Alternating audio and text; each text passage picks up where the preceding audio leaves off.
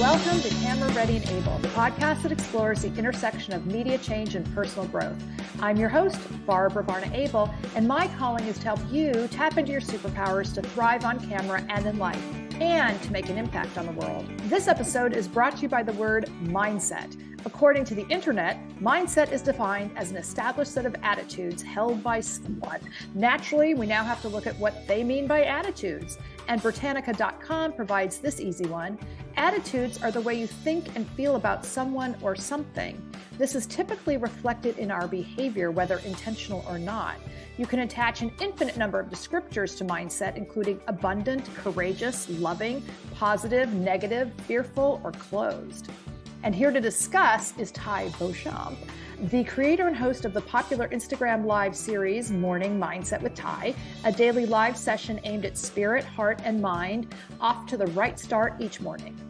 If you don't know Tai yet, you are in for a treat. She is a respected thought leader and respected beauty, fashion, and lifestyle authority. Tai is the founder of Tai Life Media, a former editor at O, the Oprah magazine, Vibe Vixen, and 17 magazines, and was named one of the 50 most influential people in the multicultural market by Women's Wear Daily. She has hosted her own shows on TLC, Clio, and GSN, and is a go-to contributor on too many TV and digital platforms to mention here, and consults with Fortune 500 companies, leading brands, and impact organizations.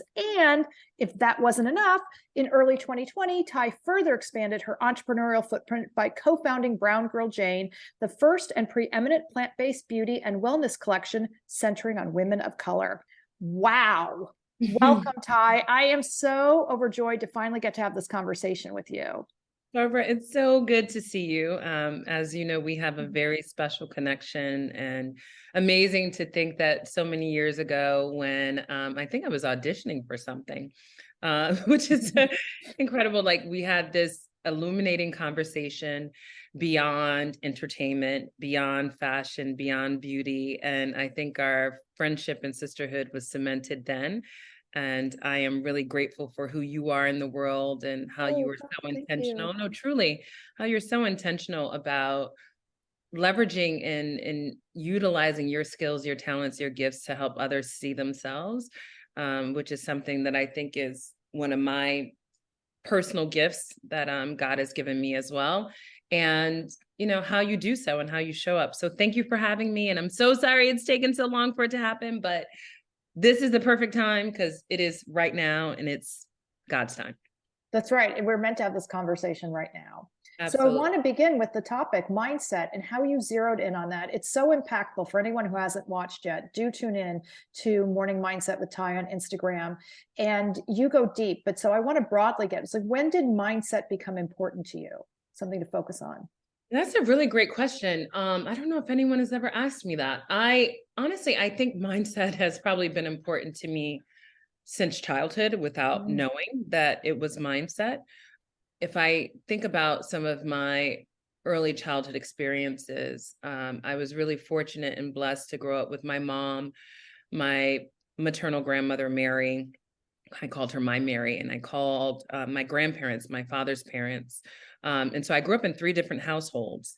And I think growing up in 3 different households that were all filled with love, but unique in their own right, and had different rules and different ways of operating, all the same values for the most part, but different behaviors and different practices. And if I am honest, if I think back to those times, and now as a very seasoned 40-something-year-old woman, if I were to think back to my time as a 5 and 6-year-old, I remember clearly, without it wasn't judgment or force, and it wasn't harsh or anything, but having consciousness around the need to adapt and how my mind operated in certain spaces and what was expected of me in certain spaces and how I showed up in those spaces. And so I think that was early mindset kind of behaviors and connectivity that later came into play more when I was working professionally. And, and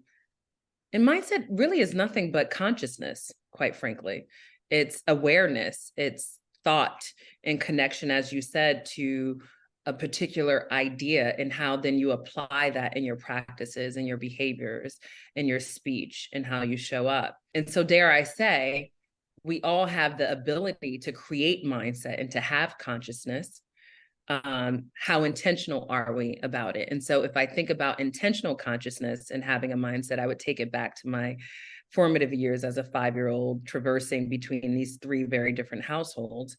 And then I later had to apply those same types of thinking and connection as an adult, when I worked in magazine publishing, because there were things that I was very intentional about and thoughtful about in terms of how I showed up and what that would look like, how it would be perceived, and also how it would create impact.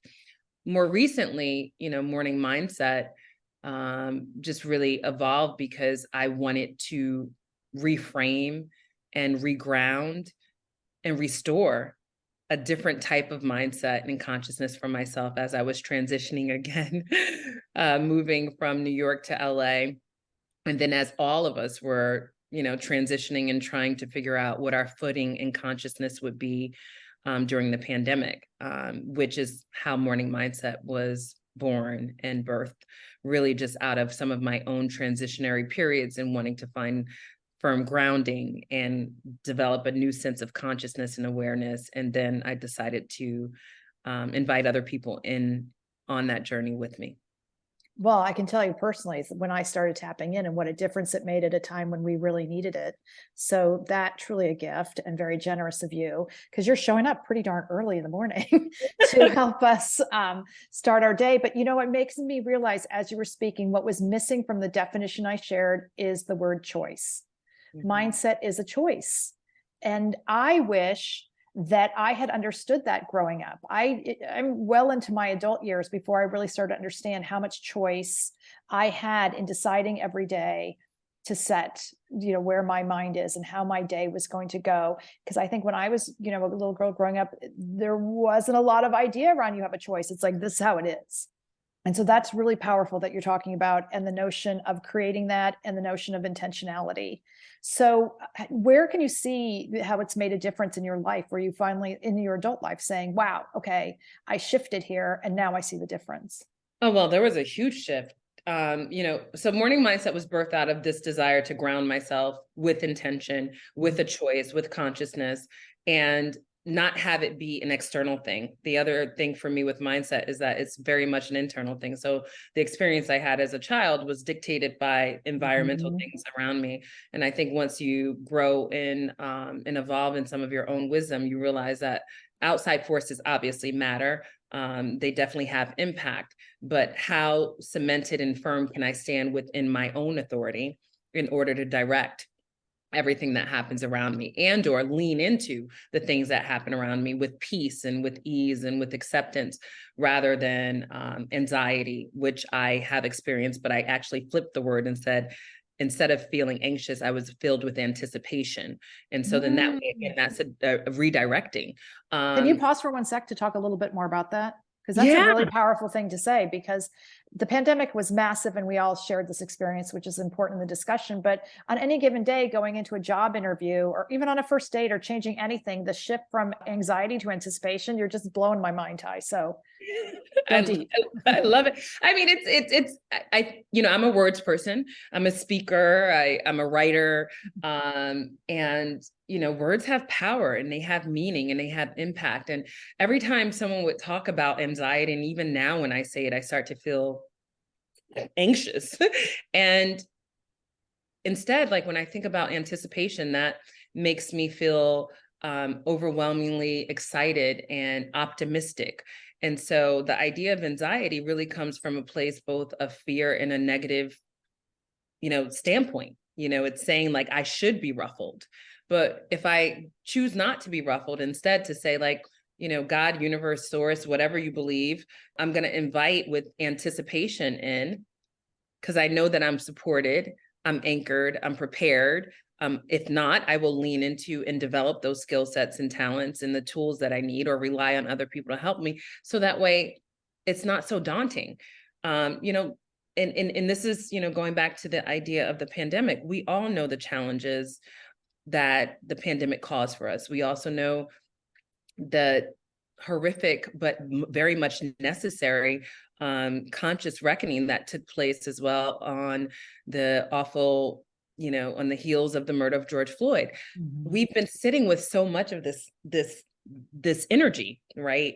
Both socially, culturally, sociopolitically, socioeconomically, and then you put that in the world, right? From, an earth science standpoint, we were talking very briefly before we got on about the metaphysical kind of like impact. So all of that means something. And we can either choose to say, okay, I'm going to, sit in this or not sit in this or run from this or not know how to deal with it. Or we can say, here we are. Here I stand. What now?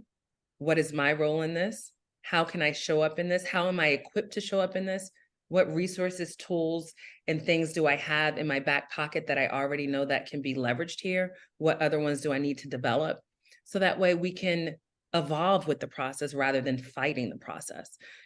This is a time where sensitivity actually should be a wonderful asset and something beautiful rather than something that we run from, or we say that it doesn't have value. It has value. And so that mindset shift for me really, quite frankly, changed everything. It changed for me going from feeling depressed and unsure to feeling more confident and also open to the possibilities. It helped me to understand that my body is, really a powerful and necessary part of my existence. And I'm not just talking about from an aesthetic standpoint, but for my show up and how do I honor that? It helped me to understand, in honoring my body, the inextricable links that physically are there, neural pathways, our nervous system, our circulatory system that connect our brain to our heart. And then how do we show up in the world? So now we're talking about this dynamic trifecta of spirit, the thing that's outside of our being, the physical that is within our being, both from our mind standpoint and then also in our heart. And I just started to think, like, how do I deal with this? How do I show up in this? And it really just drew me closer to God for me, and it continues to do that. But it also makes me realize that in drawing closer to God, I'm drawing closer to myself because God is within all of us. So it's been like all of these incredible lessons that even when I say them, I'm like, where did that come from? Because this is obviously not rehearsed, but these are practices and thoughts as well as, strategies that I drill down on daily. And so that's how Morning Mindset was born. Well, it's another part of what I want to talk about because one, it's an incredibly personal, inward, spiritual journey, but then you did something incredible, and you talk about leveraging assets and tapping into talents and superpowers, is you turned around and shared it with others, which is its own form of, ministry, but also creating community. So I'd love to talk about that because your community exists not just on Instagram, which is awesome in its own right, but now you're going out hiking. Like, people are showing up all over the place. I know. You created a community of, I'm presuming mostly women, but it seems like all are welcome. So I want to speak to that because there's the power of community, but I also want, for anyone listening, the practical thing of like taking your spirituality and in alignment with your values and combining that with, because there's a business component in the way, in the sense that it's like, I'm showing up on a platform, and it obviously carries through also to Brown Girl Jane. It's like your ethos carries through to everything you do. But so just start with like the decision, like, I'm going to show up on Instagram. Like, what did you know that you needed to do to like literally kind of spread your own good news? Yeah, I will tell you, and I am very strategic and very business minded and have been all of my life. I'm a Capricorn too, so I will. Oh, yes. More CEOs than any other sign. Listen, and I will tell you, sometimes with the mindset piece, I'm like, get out of your head. Stop thinking so much. Stop thinking so much. And so that's also when I have to remind myself that a part of what my mind needs is my heart. A part of what my mind needs is spirit in order to understand and to be like fully kind of utilized. So Barbara, honestly, like how this has evolved, I didn't expect. And we are just beginning to get to a place 2 years in where I'm being very thoughtful about, how it becomes an enterprise, not because I, want to leverage this just for enterprise and building business, but because I know that in building business, I will be able to reach more people. And also it is answering, as you said, a calling. And the thing that was so interesting about mentoring, and I don't think I've shared this, may have said it once or twice before, and I don't think it was on a public platform.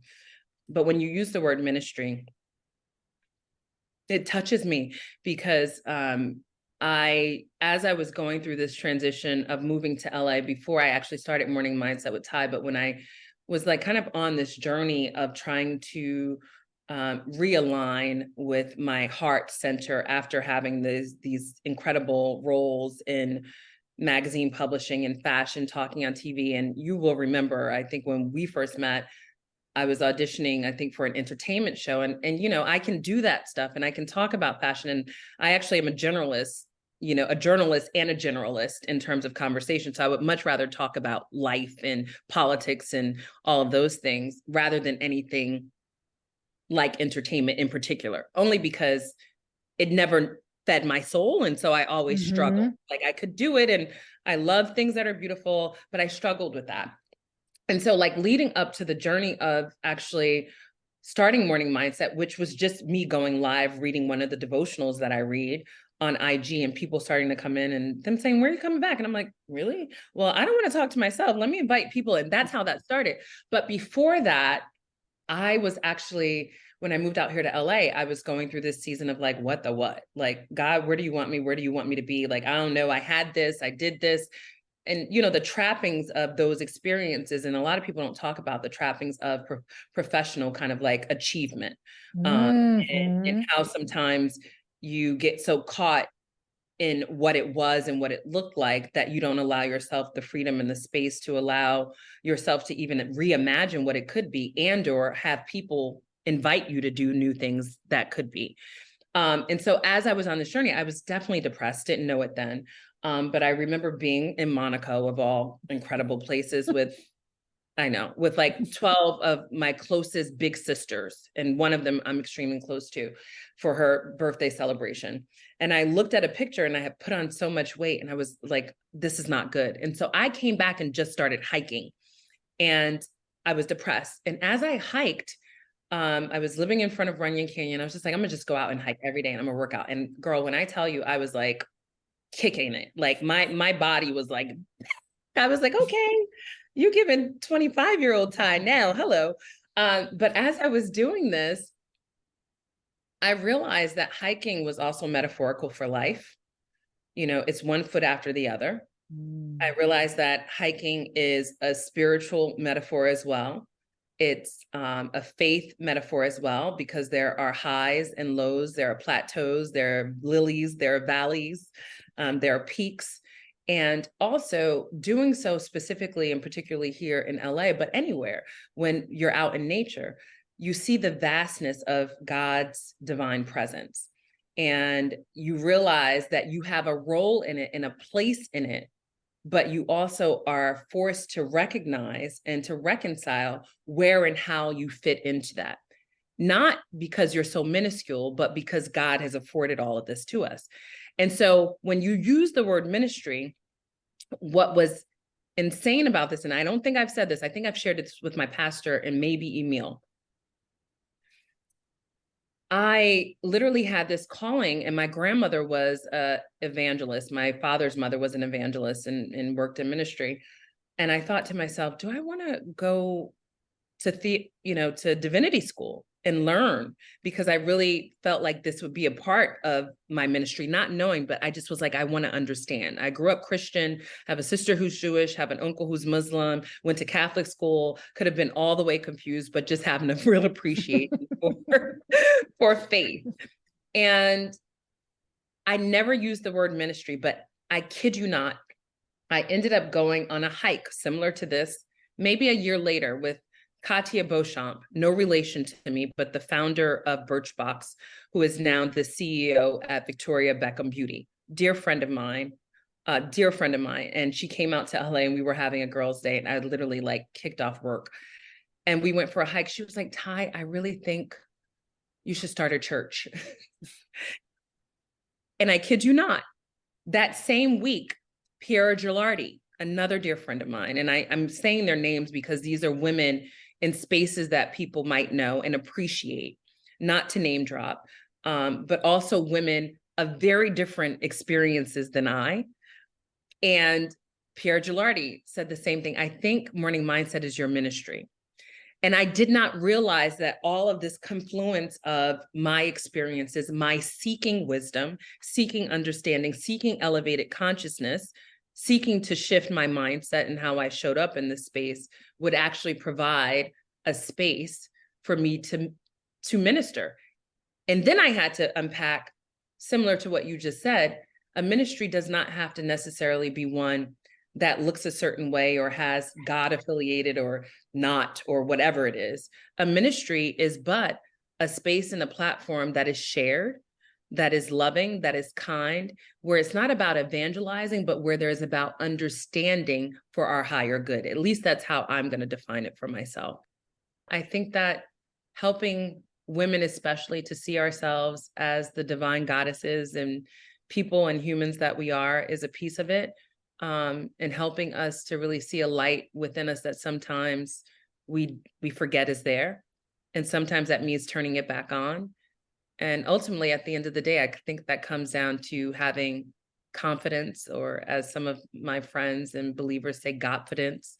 And yeah, that is part of my ministry. Oh, wow. Talk about tapping into your calling and being open. I also want to actually point out something, stretching the metaphor around hiking, because you did move to, Southern California, and to remind you, it's a desert. And so I look around all the time with respect in the desert in California, and I'm actually recording today from the actual desert in California, that I am in awe all the time. It reminds me things flourish here under the most difficult circumstances. And so that is what you have done. You have flourished in a very challenging environment. Thank you. You're helping others to flourish. That's the goal for me. I mean, and the other thing that I think is really important is, especially for those of us who have had accolades and achievements, that I don't ever want to rest on. But when we're able to help other people flourish and see their light in different ways, that's always a wonderful reflection and mirror and reminder to me that my time of flourish, someone else's time of flourish, will soon come. And so if we're intentional about how we plant the seeds and then water them, not only for ourselves, but for other people, to your point, then we're never really in the desert. We're never really in the desert, because, the plant that will grow here will branch out and grow a new plant, and so on and so on. And so, it's interesting. And I feel like Morning Mindset is just at the beginning, as is Brown Girl Jane. And I'm really grateful, because I think that I have more clarity than I have ever in life around not only purpose, but calling. I wanted to ask you, what advice or counsel or wise words would you offer to someone who's considering this too? Because it is really challenging to live your faith. We know that, but also to make a living, or to earn a living, or to start an enterprise that is in accordance with your values and your calling. So I meant for anybody who may be listening, going, oh, I want to do this. What are the steps or pitfalls or anything that you like, okay, how to keep going? Because there's a lot of resistance. I don't feel like everyone is meant to be an entrepreneur. And so I think we live in this society now where everyone over glamorizes this idea of working for self and building this and doing this. I don't know if that is the order of universe that I think is intended. I think it's important that we all, and I did a speaking engagement last night in Oakland, and I speak often about understanding the difference between your passion, your purpose, and your profit. And I think a lot of young people, which I admire them for the gumption, for the zeal, for the desire to think that you're going to be passionate about everything you do and make a ton of money doing it. It's not the truth. And I also, at the same time, do believe that all humans deserve to nurture their passion, to be in alignment with purpose and to also make a profit to earn, because I do believe that we all deserve that. However, your purpose, the thing that you do on purpose or for purpose or to fulfill your purpose, may not necessarily yield the profit. It might not be an enterprise. I just think it's really important that we understand that we should have outlets for it. And so one of the things that I'm, really trying to unpack for myself, and this is, again, something else I haven't shared with anyone else, and this is very vulnerable, because my work is so purposeful for me and is so aligned with my purpose. Now my purpose is becoming work. Yes. And we're not supposed to work all the time. And so I'm trying to figure out, how do I step out of work, which sometimes means stepping out of purpose just to be. And it's something that I haven't yet mastered or learned fully, because I have to unlearn some of the other practices, because that's the only thing I've known to do, one, to work. And once I discovered my purpose, I was fortunate enough to be in a space that I could do that. So I think that it's really important to have those delineations and understand that. But to answer your question about how do you do this, I think you just start. And I think with that, you can't do it for the purpose of believing that this needs to be an enterprise. This is the one time that I would say, as a strategic mind and thinker, you can't work backwards from that end result, because when you do, that will mire, convolute potentially even how you show up in that. Mm-hmm. And so honestly, we're 2 years into Morning Mindset, and I have thrown my heart, my spirit into it, all of my resources, my team, and have not yet made a profit on it, and have not yet started to generate real revenue off of it yet. We're just beginning to, with sponsorships with the hike, and we have a huge vision: podcast, merchandise, course platform, a lot of different, pillars of what will be a wonderful ecosystem of media and content and connectivity and community, which is really important. But I don't think you should start. If you feel like you have a gift and talent to offer, if you feel like you have alignment with your gifts and talents and your purpose, just do it. And I think the key is that then the people that you touch and the impact you have will call you to your greater. It will help you to understand how to then underwrite and fuel, and then potentially build a business around it. That's the third thought. The fourth thought is not so dissimilar from the influencer ecosystem and model that I think, had its moment. And because of my previous work, I was called one of the first influencers and original influencers. I think Complex actually called me that like many years ago, because I was an editor that started working with brands before social media was a thing. If we look at that timeline of social media taking off, what was that, 2011, really, 2012, 2011, well, maybe 2009 and 2011, it started to really take off. The influencers that were actually able to really create dynamic enterprises, Jackie Aina is new, Michelle Phan was very early in doing it, and there were a couple others. Bethany Frankel, I would probably say, who obviously was talent on, New York Housewives, but then spun it and done all these other things. Everyone's not going to be able to do it to the level of a Tony Robbins or a Marianne Williamson. And I think that part of what happens and what ruffles people in actually standing up to their purpose and actually moving forward with it is that you start to, and I actually said this in another podcast recently, I said, we look for inspiration at the hilltop, at the mountaintop, but inspiration really can be, if we don't look down, we might miss the flower growing out of the crack. And so, what I think will happen, similar to what happened with the influencer economy, which we're starting to see kind of retract itself in different ways. You still have the stellars, you still have the people, creating now on TikTok, but there's always going to be a cycle. And so for those of us who are looking back at what the cycle birthed, for Tony Robbins, I'm trying to think, for Lisa Nichols, who is dynamic, won't be the same situation now. And so with that, I think we have to be inspired by that and be inspired by the mountaintops that they led and created, but then also look at the cracks in the ground and be inspired there and say, how do I show up to this differently? And is it an enterprise? Is it a business?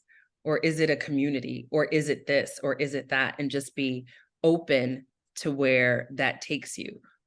But the key in all of that is showing up, starting, being intentional about how you show up first, because the other thing is that I think that we have in all different sectors, I mean, from politics to faith-based organizations to, community organizations, we have leaders who don't lead.